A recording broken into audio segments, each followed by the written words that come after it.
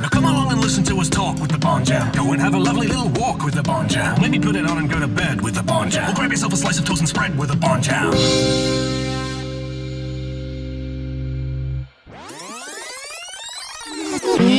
James. We will play the International Titles game. Oh my god, this sounds pretty cool. I like this, yeah. But I want you to tell me what these alternative foreign language titles, which Bond film they are alternative titles for. I could have explained that a lot better than I just did. That was almost not English.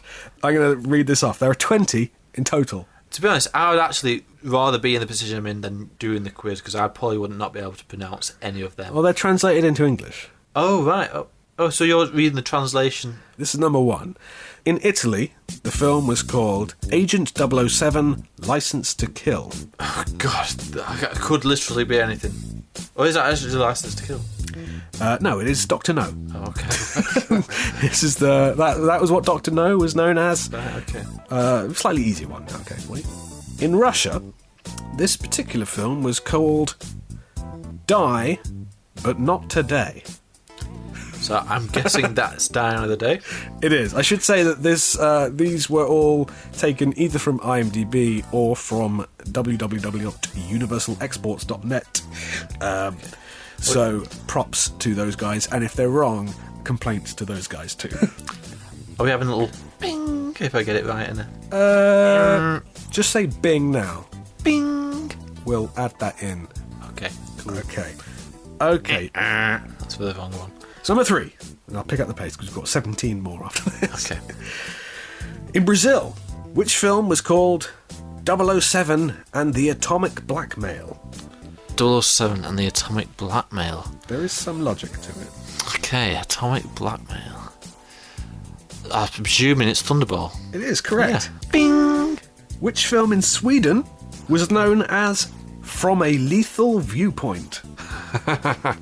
Is that A View to a Kill by any chance? I'm glad that you said that, James, because it's exactly what you'd think it would be, but it's not. It was For Your Eyes Only. What? In Japan, which film was called 007 Dies Twice? I can only presume that's You Only Live Twice. It is. See, they're not all trick questions. Yeah, that's good. Yeah. Brazil, again. 007 and the Death Rocket. And the Death Rocket. I don't want to say what I immediately go to, but I'm just going to go for it. Moonraker. It is correct. Okay. Which film in Israel was called Murder in the Eyes? Murder in the Eyes. I'm going to cut out some of your thinking time. Thanks, yeah, cheers. I'm just going to go for GoldenEye because it's got eyes in it. You'd be incorrect. Ah, damn. No, Murder in the Eyes, not that far away from A View to a Kill.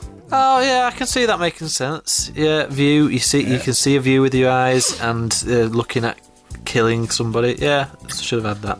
Which Bond film's Swedish title translated to Diamond Fever? I'm going to go for Diamonds Are Forever. You are correct, sir. Diamond Fever. Bing. Which Bond film's French and Belgian title translates to Death Is Not a Game?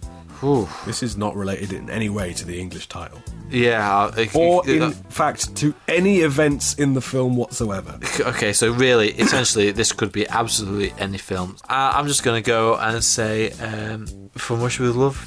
No, it's not. It's actually Living Daylights. Oh, right. Death Is Not a Game. That's quite a good title. In Sweden, the title of this film was Agent 007 Sees Red. Ooh. It's got to be License to Kill. Why do you say that? Just talk us through your thinking there, because it's not. It's not? Okay. Right, I'd say it's a revenge film. Can you think of any other possible reasons why it might be the word red? What that might imply? From Russia With Love. There we go. Ah, damn it. Bulgaria. Which film's title translates to Spectrum of Comfort? Is it Quantum of Solace? It is. That's quite cool. I was going to put you off then by just delaying the second part. I'm going to ignore the first part of this because it actually has the name of the film, colon, and then this. Okay. So I'm just going to give you the second part. Alright. Which film in Argentina translates to 007 versus the Deadly Girls? Okay, so I'm going to go with On Her Majesty's Secret Service. You would be incorrect, sir. God damn it. So hold on. What's The full title is Octopussy, 007 versus the Deadly Girl. It's not versus him. He's working The with titles have no bearing on him. the film. God damn it. Back to Sweden we go. Which film's title translates to Ice Cold Mission? I'm going to go with Die Another Day, Simon. You would be incorrect. It is, in fact, The Living Daylights. Stupid. Well, there's quite a few films set in the snow. We're going to go to Israel now for the film 007 in the Dangerous Zone. Dangerous Zone. I'd say it's an early film, and I'm going to go with Goldfinger. No, you'd be incorrect. It's The Living Daylights again. Okay, now we're going to Belgium now. Which film's name translates to Dangerous Mission? Okay, I'm going to go with Goldfinger. No, it's A View to a Kill. Incidentally, I looked up Goldfinger to see if there were any alternatives. They all translate to Goldfinger. Okay, so I'll never say Goldfinger Yes. for ones that I don't know what it's going to be. In Hungarian, this film's name translates to The Phantom Returns. Phantom Returns. I'm going to say Diamonds Are Forever. Why? I just thought, well, I was going to say, who could the Phantom be if they're returning? Someone's returning, someone's coming back. Sure. You're thinking too much about this. Yeah. What does the word phantom mean? I don't know the true definition, but I guess it means some sort of like ghostly figure Some or kind of spectre. yeah. Was that word spectre? Oh my god! Well, I was thinking of something old. Oh, right, interesting. In Japan, this film's title translates to The Dead Slave. Dead Slave. I honestly have no idea, so I'm just going to go Live and Let Die. You'd be correct. Oh, wow, great. We're going to stay in Japan now for The Queen's 007. And I'm guessing that's on Her Majesty's Secret Service. You'd be right. Hey. Italy gave us the film Moving Target, Moving Target. which sounds like a really bad Jean-Claude Van I Damme. was going to say, it does sound like that, yeah. I'm just going to go with A View to a Kill. You'd be correct. Yes. And maybe my personal favourite to finish. Oh, that's good. Which film in Denmark had the title 007 is being chased? 007 is being chased. In that pretty much every film that is in. I'm just going to go with... we've not had The Spy Who Loved Me. Let's go for The Spy Who Loved Me. No, funnily enough, most of those titles translate to just The Spy Who Loved Me, Oh, right, or okay. Beloved Spy, or something like that. I don't even know if he is being chased in this film, but it's From Russia with Love. That is weird, yeah. 007 is being chased. Well, you scored a magnificent 10 out of 20. You are Oh, well, very, very average. You're 50% of a winner. And that concludes Games with James.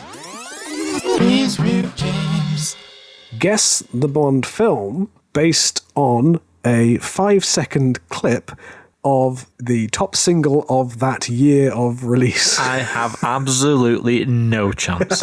Okay. So, what I've obviously done here, James, is cunningly disguised a music quiz as a James Bond quiz, because all you're really trying to figure out is what year did these films come out, these songs come out, rather. Yeah. And then, the only Bond link here, I suppose, is that you know that it must be a year that a Bond film came out. So am I guessing the film or the year? Well, I want to know the film. Film, yeah, okay. So, but in order to know the film, you'll have to kind of vaguely know the year. Yeah. So it's a sort of two-step process. Yeah. So I'll play you a little clip from these songs, which were, I don't exactly know how it works out. It's sort of the Billboard year-end top single, which is a kind of cumulative aggregate of sales over that year. You know, if someone listening to this is like, oh, that wasn't the top single of the year, I don't care. I went on Wikipedia and I used one particular list of songs to go by. At the very least, there's only one song from each year that I'm going to play you, so you should be able to work this out. And what I will need from you, obviously, James, is a sound for a right and wrong answer. Yes, you got it right. Was that a right one or a wrong one, did you say? Yeah. Well, no, I'm going to use that as the wrong answer. All right, can I have a wrong answer sound from you now? Oh, you got it wrong. That'll do. Nice and, route one. Yeah. So, if you're able to, James, here is clip number one. Okay. No matter how hard I try. Okay, right. No matter how. Do you need that again? It's Cher, isn't it? Do you believe in love after love? Right, okay. I don't think it was. It's obviously Tomorrow Never Dies, which was 97, or Will's Not Enough, which was 99. So I'm more inclined to go with 97. So I'm going to go with Tomorrow Never Dies. Oh, you got it wrong.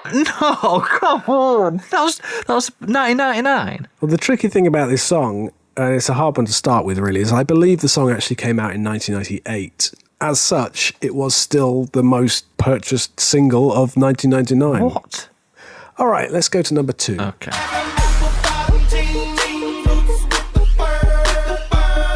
Okay, right. I remember that song being played when I was at uni. That was always in the clubs. So it's going to have to be either 2006 or 2008. So I'm going to go with Quantum of Solace, 2008. Yes, you got it right. Yes! Come on! You're off the mark. See, I thought you'd get a couple of these Yeah. right. It's a tricky one, and it's, to call it a Bond quiz is tenuous. But I thought, what have I not done? So, No, it's good. Well done. Yes, that was, I can tell you the names of these songs. Obviously, we had Share and Believe, followed by, what did we have? We had Low by Flow Rider featuring T-Pain. God, I sound so white. I couldn't tell you sang that to myself, to be honest, but I just remembered the song. All right. So let's have number 3. Okay. And when I touch you, I feel happy. Right, okay, so I've no idea the song, I don't have a clue. Dating it wise, I say I'm not a very big music expert, so I'd say it's more 60s or 70s. Like the Beatles, is that a Beatles song? It might even be a Beatles song, I wouldn't know. So I'm going to go with Thunderball 65. Oh, you got it wrong. Ah, damn it. Oh, you're close. Oh, was it? It was that was, of course, the Beatles with "I Want to Hold Your Hand," which was 1964. Goldfinger. So close. Oh, well. Yeah, it was close. Yeah. All right, next one. Here we go.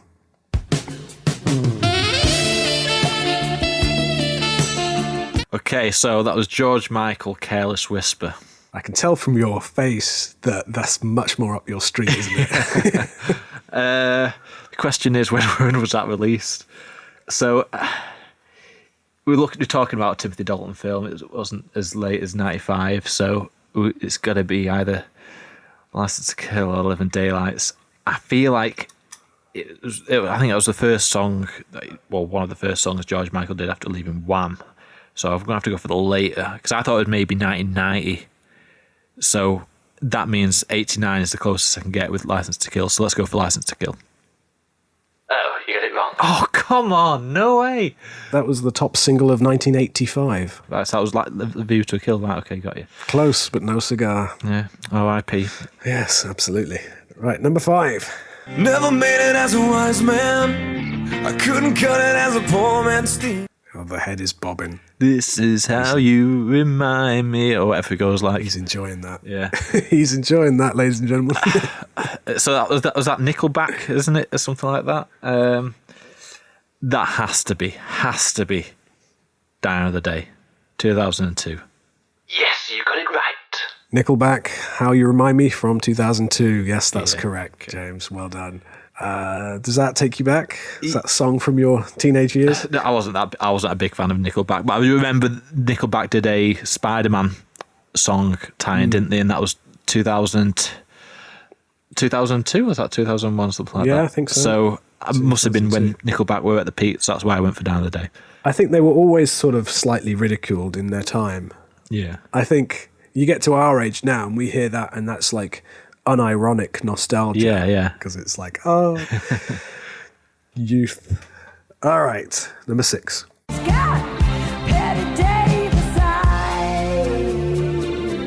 Okay, so this song, I do know the song. I don't know who sings it. I don't even know the name of the song. So in the 80s, it could be anywhere. This couldn't it? I'm gonna go with 87 Living Daylights.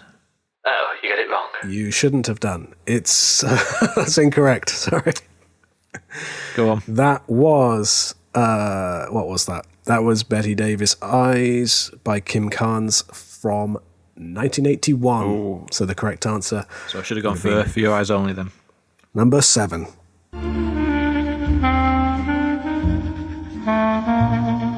What the hell is that? Sounds like a Christmas song. It sounds a bit like When a Child Is Born. When a Child is Born. It's not. Yeah. Right, I'm going to have to play that one again.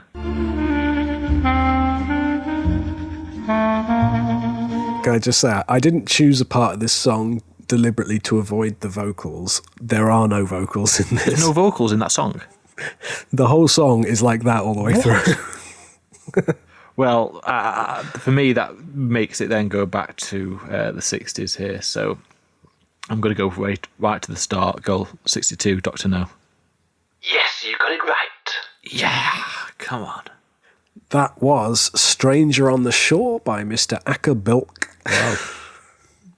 All right, let's move to the next one. Number 8. 'Cause you had a bad day, you're taking one down. Had a bad day. Right, okay, right. I could see your face lit up then. Just that brought back. You'd forgotten that song existed. Yeah, didn't you, I don't even know who sings it, but it feels quite old now. So I feel like I'm gonna have to go with 2006 Casino Royale for this. It makes me sad that you'd say it feels quite old, so I'm going to go with Casino Royale. Yeah. Yes, you got it right. Yay! That was Bad Day by Daniel Powter. Apparently the top song of 2006. Oh, right. I'd forgotten it existed as well, but well done. Oh, yay. Number 9. Here we go.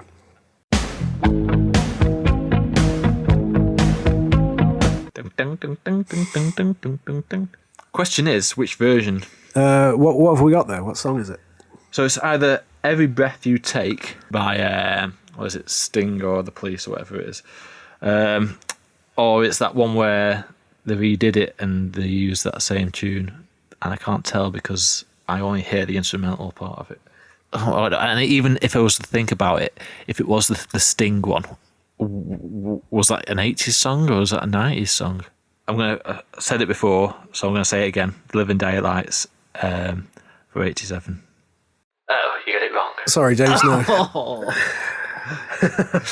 Go on, right, tell me. So that was Every Breath You Take by The Police. Yeah.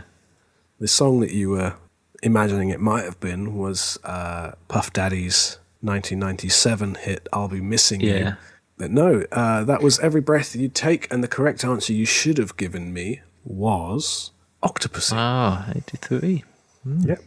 Some of these surprised me. They were earlier than I thought they were. Yeah. But here we go. Number 10. Right, okay. Goodbye, England's rose. Now, okay, so this is Elton John, and this was the redone version that Elton John did of Candle in the Wind for when Princess Diana died, because the original song went Goodbye Norma Jean, which was to do with Marilyn Monroe. So that means it's when Diana died, which was 1997, and that was means it can only be Tomorrow Dies. Yes, you got it right. Yeah, come on. That reminds me, originally I'd created a different quiz. Originally it was going to be guess the Bond film based on the biggest news story of the year. Okay, interesting. Right. The trouble is, that's just all doom and gloom. it wouldn't have been. It would have been like, what film was the Bond film when Saddam Hussein was executed? This is more fun, even though we are touching up on news stories as well. I thought this would just be a lighter take, but that last one obviously has an element of tragedy to it all the same. But still, expertly deduced. So I knew that one. Number 11. Let's go.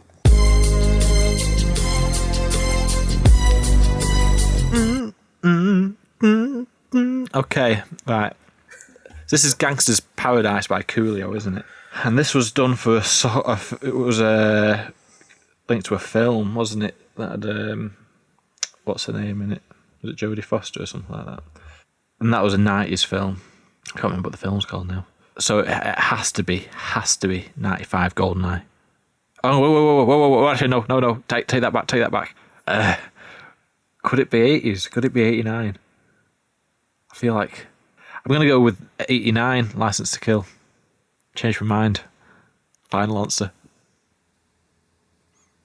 You shouldn't have changed your mind. Oh, no. Oh, you got it wrong. God damn it. Oh. Oh, the soundtrack to many a school disco of mine. Yeah. I think what's happened, James, is I have unravelled your confidence.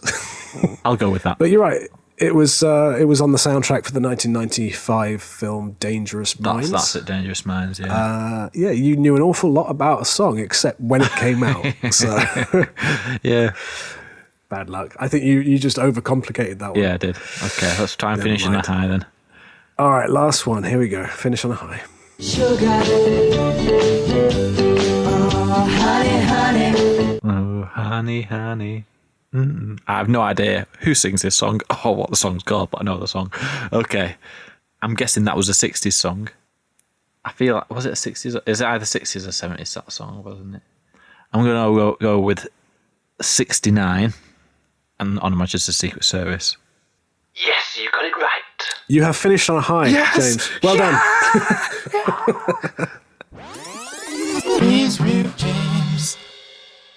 The James Bond Reviews Quiz. I have sought out 10 contemporary reviews, that is, reviews from the time of release for these films, for you to try and identify what film they're talking about. So I've added blanks at certain points to conceal the name of the film. Okay. So, without further ado, let us play round 2 of the James Bond Reviews Quiz.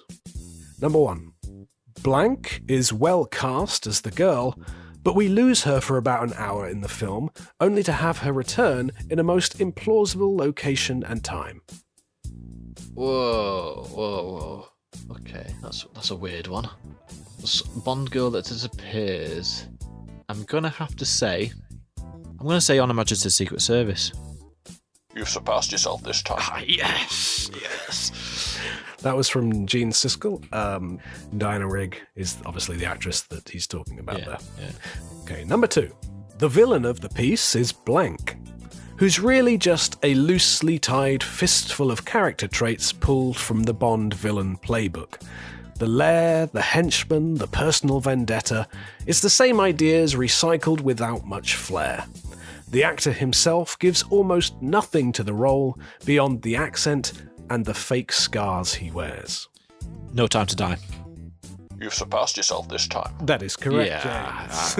To be honest, before you said the scars and the and stuff, I kind of thought about that anyway. Yeah, I mean, that's pretty bang on, isn't it? That's from The Independent, and it is No Time to Die, talking about Rami Malek, of course. Number 3. Though it boasts some of the classiest credentials ever attached to the series, director blank and actors blank, and blank, the movie seems dated and confused, as if everyone involved knew how to make a Bond movie, but they were thinking about something else at the time. Oh, that could be anything, really. I'm going to just go for a guess here. Go for Diner of the Day. Goodbye, Mr. Turner. That is incorrect, James. The classiest credentials ever attached to the series. The director it was referring to was director Michael Apted. Get lost. Shut up. The film is The World Is Not Enough. Who wrote that review? That was from the Atlanta Journal-Constitution. I hope they got fired. Number 4. All of the trademark elements are assembled by director blank and writers blank into a Bond picture that for once doesn't seem like set pieces uneasily glued together, but proceeds in a more or less logical way to explain what the problem and solution might be. Bond's one-liners seem more part of his character this time, and Blank's villain emerges as more three-dimensional and motivated, less of a caricature than the evildoers in some of the Bond films. Right, okay. The fact that you said writers makes me think of something that involves Purvis and Wade, maybe. I'm going to go with Casino Royale. Goodbye, Mr. Turner. You're gonna kick me for this, because that's The World Is Not Enough again. Oh, come on. This is... I was right with Purvis and Wade, though. But Well, I come thought on you'd now. be annoyed after the last one, so I wanted to give you one to cheer you up. All right, cheers. That was legendary film critic Roger Ebert. Well, there you go. Yeah, that's a proper review there. Look at that. Number 5. Blank is not the best of the series by a long shot. That would be a choice between Goldfinger and Moonraker. But it's far from the worst. It has a structural problem in it that it opens with a pre-credit chase, which is so lunatic and inventive that the rest of the movie is hard put to achieve such a fever pitch again. Something that's ludicrous. I'm going to go with GoldenEye. Goodbye, Mr. Turner. That is incorrect. Oh, come on. I started off so well on this. The correct answer is For Your Eyes Only. Oh, right, okay. Oh, come on now. I find it very strange that this reviewer from the New York Times in 1981 said that it's not the best of the series by a long shot. That would be a choice between Goldfinger and Moonraker. Yeah, I didn't actually. To be honest, I didn't actually clock that when you said that. Actually, I think you'd probably be hard pressed to guess that, because I don't think the pre-credit sequence is anywhere near the best part of that film. no, and I thought it said chase. There wasn't really much of a chase in that. There's That's why he described it. It actually said helicopter chase, but I took that word out. Number 6. Agent Bond, in short, is just a great big hairy marshmallow. But he sure does titillate the popular taste. He moves with a tensile grace that excitingly suggests the violence that is bottled inside Bond, but somehow the poor chap almost always manages to seem slightly silly. He can hardly help it in a story like this. when I think of hairiness, I think of Sean Connery. And a story like this, I'm torn between You Only Live Twice and Diamonds Are Forever, so I'm going to go with You Only Live Twice. Goodbye, Mr. Oh, Turner. God. No, sorry, that was Dr. No. Oh, really? Oh, that's so weird. Right, okay. That was from Time magazine. Okay, number 7. Blank is the fastest Bond picture yet. Its pace has the precision of a Swiss watch and the momentum of a greyhound on the track. There are still plenty of tunes left in his violin. James Bond is still a virtuoso with a license to thrill. Okay, so there's been a few Bond films that have come out when this review came out. It sounds slightly dated in terms of the language used, I feel. So I'm going to say The Spy Who Loved Me. Goodbye, Mr. Turner. For God's sake. Oh, I'm sorry, James. Believe it or not, the fastest Bond picture ever with the precision of a Swiss watch and a momentum of a greyhound is A View to a Kill. I was right with the Roger Moore. You were. I thought you were going to get it then. Yeah. And I thought you'd appreciate an unusually positive A View to a Kill review. Yeah, that's quite nice. Yeah.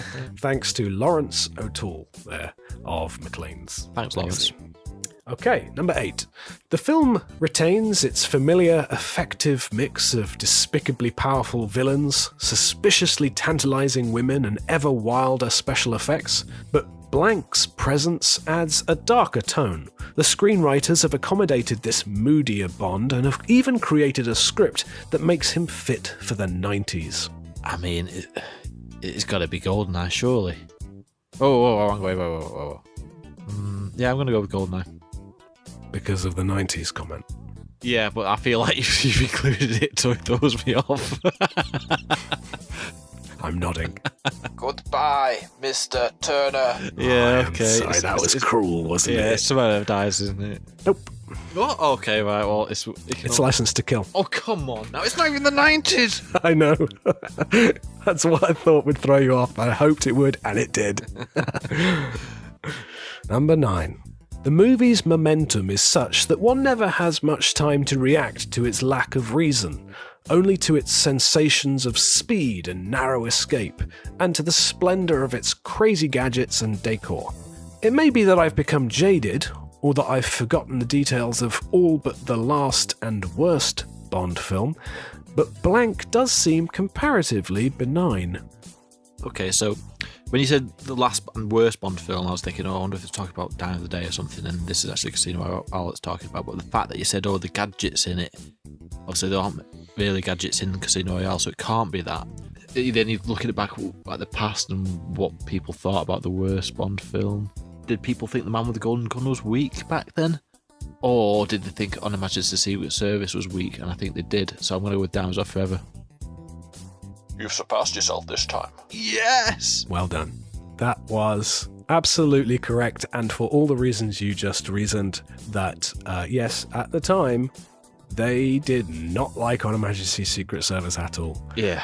There was another review that I think referred to You Only Live Twice as the last proper Bond outing. It just completely ignored On Her Majesty's Secret Service. So I thought you might enjoy that. That's why the contemporary ones are so interesting, because almost all of the kind of more recent re-evaluations of the films completely flip that on its head. But I mean, do you ever watch Diamonds Are Forever and react with its sensation of speed to its splendor and decor? It's one of the ugliest Bond films ever made, isn't it? And finally, number 10. Moore lacks all Connery's strengths and has several deep deficiencies, while blank is an unusually unimpressive villain. I feel like to be calling Roger Moore out on that, it must be an early Roger Moore film, so I'm thinking either Live and Let Die, The Man with the Golden Gun. I imagine Scaramanga wasn't looked at in that way as a poor villain, so I'm going to go with Live and Let Die. Goodbye, Mr. Turner. Come on. The correct answer is The Man with the Golden Gun. They were talking about Christopher Lee. He's an unusually unimpressive villain. That's weird, that, because I have a poster of that, like, building up Christopher Lee as Maybe that was it. Maybe they are hyped too much. Yeah, maybe that's what it is, yeah. This is the guess the Bond woman by the interview of the actor. Okay. To make it slightly easier on you, James, I have only picked from the the main Bond women of the series. Secondly, I should say I've only picked actresses who use their own voices. Okay. In the movie. That's interesting. Oh, okay, yeah. How much is it out of? 12. 12, okay. So let's go for 12 out of 12. Okay, so if you're ready, James, would you mind going ahead and listening to clip number 1 in that folder? Okay. Did I ever tell you about the first judo class I ever went to? Well, I fondly imagined that it was going to be a private lesson, And I went down these steps in Panton Street to the gym, and the smell. Oh, God. Okay, so I'm quite confident with this one. This sounds like Honor Blackman. Oh, James. That is correct, James. Yeah. Well done. I wanted to get you some points on the board early on, so I'm glad you got that one. That's good then. I must warn you, they aren't all that easy. I was like, this is a doddle, this one. Right. Okay. Well done, James. You're off the mark with number 1. Okay. Clip number 2. Alors, c'est bizarre parce que la première fois que je suis allée à Los Angeles, c'était pour trouver un agent après les Dreamers. Et c'est une ville quand même où quelquefois, quand on est acteur, on se sent un peu... comment dire, on se dit, est-ce que ça va, est-ce que je suis hot, est-ce que ma carrière n'est pas en train de partir en vrille, est-ce que oui, on se dit pas, alors attends. Okay. Right, well, it sounds French. So then that narrows it down to which French Bond women are out there. So there's not many. So I'm kind of putting it down to Carole Bouquet. I think she might be French, but that sounds too new. So I'm going to go with Sophie Marceau. Oh, James. That is incorrect, James. No. That was Eva Green. Oh, of course. As Vesper Lynd. Today's not going to be the day where I get them all right. Today was never going to be the day. What should we get 11 out of 12 now? Well, if you got 11 out of 12, I'll be incredibly impressed. Okay. So let's see how how you do with clip number 3. Oh, very, very. I mean, it was all about manners and how to hold your knife and fork and which glass to drink out of. And we had to courtesy. And my father, I mean, if I was looking like this now, forget it. Now, she's got a bit of an accent, I feel, with a bit of an Americanism to it as well as. So I don't know who that could possibly be. I'm going to go with, is this Bella, however you pronounce the surname, Scorpio, whatever, from Natalia from GoldenEye. Oh, James. No, it is not, James. It's gonna kill me now. What is it? Go on. That is Britt Eklund as Very Good Night. No way. Okay, let's have clip number 4. James. Okay. Another week passed and they called back and they said, hey, 95%, you've got it, but we're not making the announcement yet. Fine. Another week went by and they said, you know, we'd like her to come in and, you know, just sit there and talk with us as she did when she came in. Right. And we'll put it on film. Then we'll match her up with the other girls, kind of like a personality test. This is hard. I know. At least with some of these quizzes, I've thought they were going to be really easy and then you struggle, but I kind of knew this one was quite tricky. But she sounds familiar. That's the annoying thing. It's. I know. I can. Now I'm hearing it back now. It's Anya. It's Barbara Bach. Oh, James. That is correct. Yes, James. come Well on. done. It's that. Yeah. The way she said another week went by. The way she said it. You can hear it even without the accent that she has in That's Why I Love Me. Yeah. Well done, James. Oh, there we go. Clip number 5. I'm not going to say my mother never threw a party, but I have no memory of ever having a birthday party. And as I surely became an adult, I've never had a birthday party. And now that I'm approaching a big birthday, everybody I know is saying, now's the year to have a birthday party. You got to have a birthday party. And I just don't want a birthday party. So, an American James Bond girl.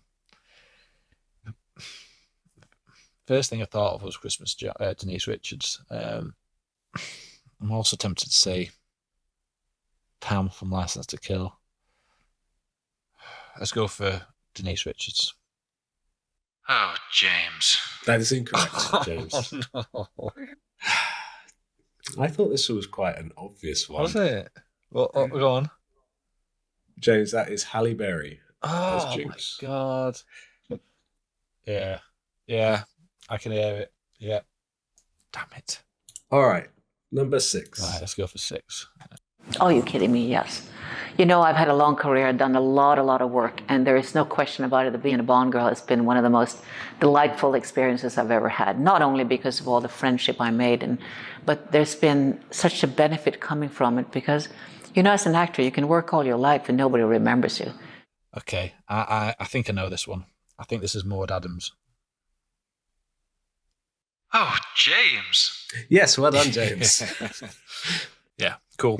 Yes, it is. Maud Adams, who played Andrea Anders and Octopussy in 2 separate films. Well done. Clip number 7. Okay. It's taken me a while to navigate the actual page. Yes. And all the messages and the DMs and commenting and stuff like that. So that's what I focus on. And it's not, to me, it's more of a throwback to the old, when you join a fan site. Wow. Whew. That is tough. Any ideas? I mentioned it before. I'm just going to go with it. Yeah, let's go for it. I'm just going to go with Carey Lowell. Oh, James. That is incorrect, James. That was Denise Richards. Oh, it's Denise Richards. That sounds nothing like her. Yeah, her voice has changed a little bit over the years. Oh, my God, yeah. Yep. Damn it. Denise Richards there, talking about her OnlyFans account, I believe. Okay, right. Okay, clip number 8. But this specific one, because we all knew that it was going to be crazy. We all had to go through so much training, so much workout, so much physical stuff that it made us really cool about things because we were so prepared. Okay. At first, I thought it might have been Olga Kurylenko, however you want to pronounce the surname. And then I was put off by it. And I've said her before. I'm going to say her again. Is it Carrie Nolan? No, is it Isabella Scorupco, Natalia from GoldenEye? Oh, James. It is Isabella Scorupco. God, come on. Well done. To be honest, of all of them, I'm surprised you could recognise that voice, because to me that doesn't sound much like... No, I could imagine, that, it's been a long time since then. She might have, it's a bit older now. Okay, clip number Next one, 9. Fabulous dialogue that was written for her, and a fabulous role that will be unforgettable that she played in, I think, about 6 or 7 Bond movies. But she definitely made a change by being a woman as James Bond's boss. That's difficult because she's talking about Judi Dench here, and I don't know if that's throwing me off. One more time. Fabulous dialogue that was written for her, and a fabulous role that will be unforgettable that she played in, I think, about 6 or 7 Bond movies. It's Marion DeBeau. It's Marion DeBeau. Oh, James. Yes, it is. Yeah, come on. That is Marion DeBeau, who played Cara Milovy in The Living Daylights. Yeah. Well done. Okay. Number 10. Oh, yes. What are your tips for auditioning? I think I would say relax and have fun with it and go crazy. What's the secret to success? I think one just should believe in oneself and not be afraid to fail. So I'm guessing that is the person who's answering the questions. It's the person asking and answering. What? It's the same person? Yeah. Oh, what? They're reading questions out of a bowl. Oh, reading the question and then she answered it. Oh, right, okay. Right, one more time. What are your tips for auditioning? I think I would say relax and have fun with it and go crazy. What's the secret to success? Right, I'm going to go with Olga Kurylenko. Oh, James. Correct. Well done, James. Really? Oh, I wasn't 100% sure on that one. Yep, you're doing all right, James. You're doing pretty well. Yeah. So this is the last but one. If you could listen to clip number 11, please. Okay. And I walk into this whorehouse, which has been trashed. So there are sort of kind of bits of clay dildo everywhere. And I thought, this is rather nice. I could have a photograph taken and use it in my next birthday card. I can hear Jonathan Ross more than I can hear the person who's talking. It sounds like a Bond girl who's aged and now she's an older person and she's having an interview with Jonathan Ross. So it must be somebody who's still acting. I don't think it sounds like it, but I'm going to have to say it. Diana Rigg. I don't think it sounds like her. Oh, James. Well done, James. Oh, it is? Wow. Oh, wow. Yep, that is Diana Rigg, talking about Game of Thrones, I believe, which she was a significant role in. Yes, in her later years. Yeah, I've still not seen it. Okay, well done, James. Yeah. Okay, last one. Yeah, let's see how you get on with number 12. There was a telephone call one day and they said, we'd like you to do a film test in Pinewood and we are sending you a limousine. Oh. Right. Nice. So I didn't know when, where or how, but anyway, I'm waiting for this limousine and it never turned up. It never turned up? No. You've ended it on a difficult one. Yes. Yeah. Yes, I have. Is there anything familiar in that at all? Yeah, I feel like she's got a bit of an accent.